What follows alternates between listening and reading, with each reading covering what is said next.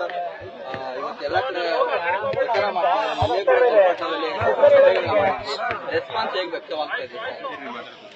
ಆಗ್ಲೇ ನಿರಂತರವಾಗಿ ಕಳೆದ ಒಂದು 15 ದಿನದಿಂದನೂ ಬೆಂಗಳೂರು ಗ್ರಾಮಾಂತರ ಲೋಕಸಭಾ ಕ್ಷೇತ್ರದ ಅಭ್ಯರ್ಥಿಗಳು ಎನ್ಡಿಎ ಮೈತ್ರಿಕೂಟದ ಅಭ್ಯರ್ಥಿಗಳಾಗಿರ್ತಕ್ಕಂಥ ಡಾಕ್ಟರ್ ಸಿಎನ್ ಮಂಜಣ್ಣ ಅವರು ಹಾಗೂ ನಮ್ಮ ಆರ್ ನಗರದ ಶಾಸಕರು ಇರ್ಬೋದು, ಬೆಂಗಳೂರು ಸೌತ್ನ ಶಾಸಕರು ಇರ್ಬೋದು, ಆನೇಕಲ್ ಇರ್ಬೋದು, ನಮ್ಮ ರಾಮನಗರ ಜಿಲ್ಲೆ ಇರ್ಬೋದು, ಕುಣಿಗಲ್ ತಾಲೂಕು ಇರ್ಬೋದು, ಈಗಾಗಲೇ 15 ದಿನದಿಂದನೂ ನಿರಂತರವಾಗಿ ಜನತಾದಳ ಪಕ್ಷ ಹಾಗೂ ಭಾರತೀಯ ಜನತಾ ಪಾರ್ಟಿಯ ವರ್ಕರ್ಸ್ನ ಮೀಟಿಂಗ್ಗಳನ್ನ ಈಗಾಗಲೇ ಏನು ಬಹಳ ಯಶಸ್ವಿಯಾಗಿ ಆಯೋಜನೆ ಮಾಡಿ ಮುಕ್ತಾಯ ಮಾಡಿದ್ದೇವೆ. ನಿನ್ನೆ ದಿನದಿಂದ ಚನ್ನಪಟ್ಟಣದಲ್ಲಿ ನಿನ್ನೆ 2 ಜಿಲ್ಲಾ ಪಂಚಾಯಿತಿ ವ್ಯಾಪ್ತಿ ಹಾಗೂ ಇವತ್ತು 1 ಜಿಲ್ಲಾ ಪಂಚಾಯಿತಿ ವ್ಯಾಪ್ತಿನಲ್ಲಿ ಇವತ್ತು ಸಾರ್ವಜನಿಕರು ಹಾಗೂ ಪ್ರಮುಖ ಮುಖಂಡರು ಕಾರ್ಯಕರ್ತರ ಸಭೆ ಕೂಡ ಬಹಳ ಯಶಸ್ವಿಯಾಗಿ ನೆರವೇರಿದೆ. ದಿನದಿಂದ ದಿನಕ್ಕೂ ಕೂಡ ಮಂಜುನಾಥ್ ಅವರ ಪರವಾಗಿ ಒಂದು ಅಲೆ ಎದ್ದಿರ್ತಕ್ಕಂಥದ್ದು, ಒಂದು ಅಂಡರ್ ಕರೆಂಟ್ ಎದ್ದಿರ್ತಕ್ಕಂಥದ್ದು ಬಹಳ ಸ್ಪಷ್ಟವಾಗಿ ಗೋಚರಿಸ್ತಾ ಇದೆ. ನನಗೆ ಸಂಪೂರ್ಣ ಆತ್ಮವಿಶ್ವಾಸ ಇದೆ. ಬೆಂಗಳೂರು ಗ್ರಾಮಾಂತರ ಲೋಕಸಭಾ ಕ್ಷೇತ್ರದಲ್ಲಿ ಇರ್ತಕ್ಕಂಥ 27.5 ಲಕ್ಷ ಜನ ಮತದಾರರೇನಿದ್ದಾರೆ ಎಲ್ಲರೂ ಈ ಬಾರಿ ಮಂಜಣ್ಣ ಅವರ ಪರವಾಗಿ ನಿಂತು ಪಕ್ಷಾತೀತವಾಗಿ ಅವರಿಗೆ ಬೆಂಬಲವನ್ನು ಸೂಚಿಸುತ್ತಾರೆ. ಈ ಒಂದು ಕ್ಷೇತ್ರದ ಜನತೆಗೆ ಅವರೇನು ಇತ್ತೀಚಿನ ದಿನಗಳಲ್ಲಷ್ಟೇ ಸಾರ್ವಜನಿಕ ಬದುಕಿಗೆ ಬಂದಿರತಕ್ಕಂಥವ್ರು, ರಾಜಕಾರಣಕ್ಕೆ ಬಂದಿರತಕ್ಕಂಥವ್ರು, ಖಂಡಿತವಾಗ್ಲೂ ಅವರಿಗೆ ಜನಗಳ ಒಂದು ಸೇವೆ ಮಾಡಲಿಕ್ಕೆ ಇಲ್ಲಿನ ಮತದಾರರು ಅವಕಾಶ ಮಾಡಿಕೊಡ್ತಾರೆ ಅಂತಕ್ಕಂಥದ್ದು ನಾವು ನಂಬಿದ್ದೇವೆ.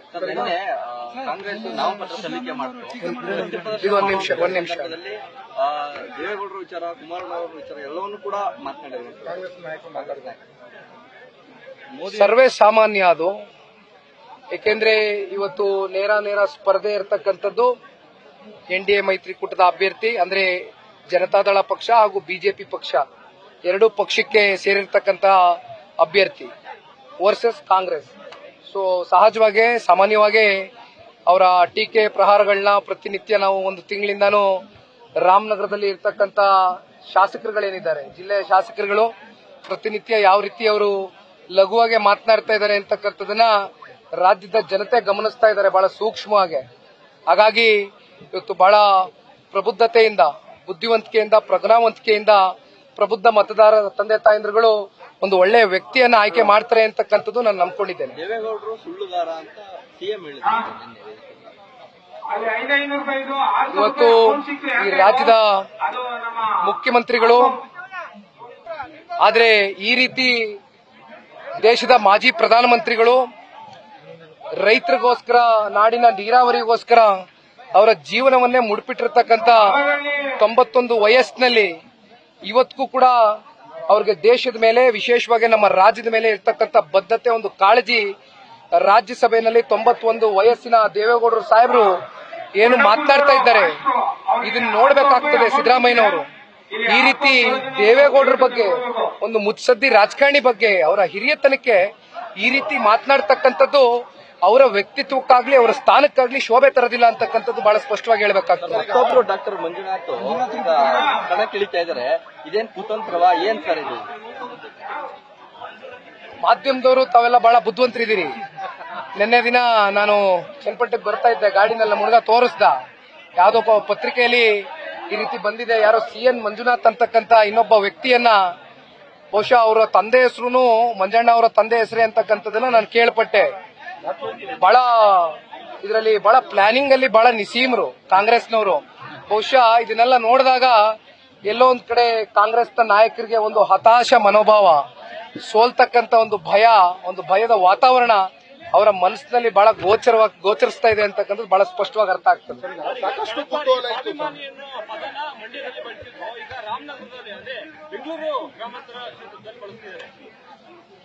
ಬಹಳ ಜನ ಆ ಸ್ವಾಭಿಮಾನದ ಪದಕ್ಕೆ ಅರ್ಥ ಗೊತ್ತಿದೆಯೋ ಏನೋ ಗೊತ್ತಿಲ್ಲ ನನಗೆ. ಬರೀ ಚುನಾವಣೆ ಟೈಮಲ್ಲಿ ಮಾತ್ರ ಆ ಸ್ವಾಭಿಮಾನದ ಪದ ಬಹಳ ಗೋಚರ ಆಗ್ತದೆ.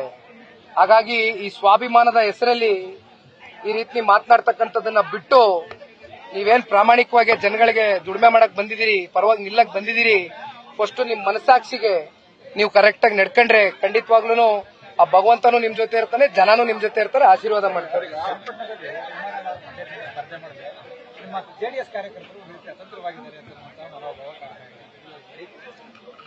ಇದು ಬಹಳ ಅನಿರೀಕ್ಷಿತವಾದಂತ ಬೆಳವಣಿಗೆ. ನಿಮಗೆ ಗೊತ್ತಿದೆ, ಕಳೆದ 3 ತಿಂಗಳಿಂದ ನಿರಂತರವಾಗಿ ನಾನು ಇಲ್ಲಿ ಮಾತಾಡ್ಬೇಕಾದ್ರೂ ಹೇಳ್ತಾ ಇದ್ದೆ ಅದನ್ನೇ. ಸ್ಥಳೀಯ ನಾಯಕತ್ವ ಮಂಡ್ಯ ಜಿಲ್ಲೆಯಲ್ಲಿ ಬಹಳ ಸಮರ್ಥವಾಗಿ ಬೆಳೆಸಿರ್ತಕ್ಕಂಥ ನಾಯಕರುಗಳನ್ನ ನಮ್ಮ ಕಾರ್ಯಕರ್ತರುಗಳು ಬೆಳೆಸಿರ್ತಕ್ಕಂಥವ್ರು ಬಹಳ ಜನ ಇದ್ದಾರೆ. ಅವರಲ್ಲೇ ಯಾರನ್ನಾರು ಮಾಡಬೇಕು ಅಂತಕ್ಕಂಥದ್ದು ಪಕ್ಷ ಆಗಲಿ ಪಕ್ಷದ ವರಿಷ್ಠರಾಗ್ಲಿ ತೀರ್ಮಾನ ಮಾಡದಂಥದ್ದು. ಆದ್ರೆ ಮಂಡ್ಯ ಜಿಲ್ಲೆಗೆ ಆಗಿರ್ತಕ್ಕಂಥ ಅಭಿವೃದ್ಧಿ ವಿಚಾರವಾಗಿರ್ತಕ್ಕಂಥ ಒಂದು ಅನ್ಯಾಯ ಏನಿದೆ, ಈ ಅನ್ಯಾಯದ ವಿಚಾರವಾಗಿ ಇವತ್ತು ಕುಮಾರಣ್ಣ ಅವರು ಬಂದು ಇಲ್ಲಿಂದ ಲೋಕಸಭಾ ಕ್ಷೇತ್ರಕ್ಕೆ ಸ್ಪರ್ಧೆ ಮಾಡಿ ಸಂಸದರಾಗಿ ಆಯ್ಕೆಯಾದಂತ ಸಂದರ್ಭದಲ್ಲಿ ರಾಷ್ಟ್ರೀಯ ನಾಯಕರುಗಳು ಕುಮಾರಣ್ಣನ ಒಂದು ರೈತ ಪರವಾದಂತ ಒಂದು ಕಾಳಜಿ ಏನಿದೆ, ದೇವೇಗೌಡರ ನೀರಾವರಿ ವಿಚಾರವಾಗಿರ್ತಕ್ಕಂಥ ಒಂದು ಬದ್ಧತೆ, ಒಂದು ಕಾಳಜಿ ಏನಿದೆ, ಬಹುಶಃ ಕುಮಾರಣ್ಣನ ಈ ಒಂದು ಚಿಂತನೆ ಏನಿದೆ, ಅವರ ಒಂದು ನಾಯಕತ್ವವನ್ನ, ಅವರ ಕಲ್ಪನೆಯನ್ನ ಇವತ್ತು ರಾಜ್ಯಕ್ಕೆ ಬಳಕೆ ಮಾಡ್ಕೊಳ್ತಾರೆ ಅಂತಕ್ಕಂಥ ಭಾವನೆಯಲ್ಲಿ ಇವತ್ತು ಮಂಡ್ಯ ಜಿಲ್ಲೆಯ ಕಾರ್ಯಕರ್ತರುಗಳು ಅವರೇ ಬಂದು ನಿಲ್ಬೇಕು ಅಂತಕ್ಕಂಥ ಒಂದು ಒತ್ತಾಯದ ಮೇಲೆ ನಿಲ್ಸ್ಕೊಂಡಿದ್ದಾರೆ. ನಮಗೆ ಸಂಪೂರ್ಣ ವಿಶ್ವಾಸ ಇದೆ, ಮಂಡ್ಯ ಜಿಲ್ಲೆಯಲ್ಲಿ ಪ್ರಪ್ರಥಮವಾಗಿ ಕುಮಾರಣ್ಣ ಅವರು ಸ್ಪರ್ಧೆ ಮಾಡ್ತಾ ಇರ್ತಕ್ಕಂಥದ್ದು. ಅವರು ನೇರವಾಗಿ ಅಲ್ಲಿ ಸ್ಪರ್ಧೆ ಮಾಡದೆ ಹೋದ್ರು ಕೂಡ ಕುಮಾರಣ್ಣನ ಮೇಲೆ ಇರ್ತಕ್ಕಂಥ ಅಭಿಮಾನ, ಅವ್ರ ಮೇಲೆ ಇರ್ತಕ್ಕಂಥ ವಿಶ್ವಾಸ, ಅವ್ರ ನಾಯಕತ್ವದ ಮೇಲೆ ಇರ್ತಕ್ಕಂಥ ಭರವಸೆಯಿಂದ ಅನೇಕ ಸಂದರ್ಭದಲ್ಲಿ ಮಂಡ್ಯ ಜಿಲ್ಲೆಯ ಪ್ರಬುದ್ಧ ಮತದಾರರು ನಮ್ಮ ಪರವಾಗಿ ಗೆಲುವನ್ನ ಮಾಡಿಕೊಂಡಿರ್ತಕ್ಕಂಥದ್ದು, ನಮ್ಮ ಶಾಸಕರನ್ನ ಆಯ್ಕೆ ಮಾಡಿದ್ದಾರೆ. ಹಾಗಾಗಿ ಅವರು ಬೆಳೆಸಿರ್ತಕ್ಕಂಥ ನಾಯಕರು ಕುಮಾರಣ್ಣ ಅವರು ರಾಜಕೀಯವಾಗಿ ಅವ್ರನ್ನ ಖಂಡಿತವಾಗ್ಲೂ ಕೈ ಹಿಡದೇ ಹಿಡಿತಾರೆ ಅಂತಕ್ಕಂಥದ್ದು ಬಹಳ ಸ್ಪಷ್ಟವಾಗಿ ಹೇಳ್ಬೇಕಾಗುತ್ತೆ. ರಾಮನಗರ ಮತ್ತೆ ಚನ್ನಪಟ್ಟಣ 2 ಕಣ್ಣು ಅಂತ ಹೇಳ್ತಾ ಇದ್ರು, ಆದ್ರೆ ಈಗ ಆ ಕಣ್ಣುಗಳನ್ನ ಬಿಟ್ಟು ಮಂಡ್ಯಗೆ ಪಲಾಯನ ಮಾಡಿದ್ದಾರೆ ಅಂತ ಹೇಳಿ ಸ್ವಾಮಿ ಮತ್ತೆ ಬಾಲಕೃಷ್ಣ ಅವರು ಹೇಳುವಂತದ್ದು. ನೋಡಿ ಅಣ್ಣ, ಒಂದು ಮಾತು ಹೇಳ್ತೇನೆ, ಇಲ್ಲಿ ಪಲಾಯನವಾದದ ಪ್ರಶ್ನೆ ಇಲ್ಲ. ಇವತ್ತು ರಾಜಕಾರಣ ಅಂತಕ್ಕಂಥದ್ದು ಏನಾದ್ರೂ ಕುಮಾರಣ್ಣ ಅವರು ಪ್ರಾರಂಭ ಮಾಡಿದ್ದಾಗಿದ್ರೆ ಅದು ರಾಮನಗರ ಜಿಲ್ಲೆಯಿಂದಲೇ. ಇವತ್ತು ಇಡೀ ರಾಜ್ಯದಲ್ಲಿ ವಿಸ್ತಾರವಾಗಿ ಕುಮಾರಣ್ಣನ ನಾಯಕತ್ವ ಇಷ್ಟು ಬೆಳಿಲಿಕ್ಕೆ ಕಾರಣ ಅದು ರಾಮನಗರ ಜಿಲ್ಲೆಯ ಪ್ರಬುದ್ಧ ಮತದಾರ ತಂದೆ ತಾಯಂದ್ರುಗಳು, ರೈತರುಗಳು, ಇಲ್ಲಿರ್ತಕ್ಕಂಥ ಮಹಿಳೆಯರು, ಯುವಕರ ಒಂದು ಆಶೀರ್ವಾದ. ಹಾಗಾಗಿ ಅವರು ತುಂಬಿಸಿರ್ತಕ್ಕಂಥ ಒಂದು ಶಕ್ತಿ ಇವತ್ತು ರಾಜ್ಯದಲ್ಲಿ ಎಲ್ಲಿ ಬೇಕಾದ್ರೂ ಕುಮಾರಣ್ಣ ಅವರು ಹೋಗಿ ನಿಲ್ಲಿಕ್ಕೆ, ಸ್ಪರ್ಧೆ ಮಾಡ್ಲಿಕ್ಕೆ ಅವ್ರು ಕೊಟ್ಟಿರ್ತಕ್ಕಂಥ ಶಕ್ತಿ ಇವತ್ತು ಕುಮಾರಣ್ಣನ್ಗೆ.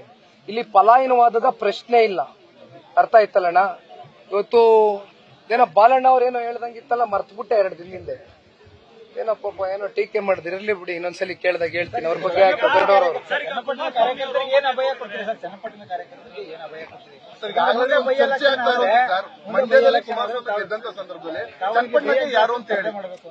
ನೋಡಿ, ಅದು ಅಪ್ರಸ್ತುತ. ಒಂದ್ ನಿಮಿಷ ಬೇಡ ಅನ್ನಂಗಿಲ್ಲ, ಅದು ಅಪ್ರಸ್ತುತ.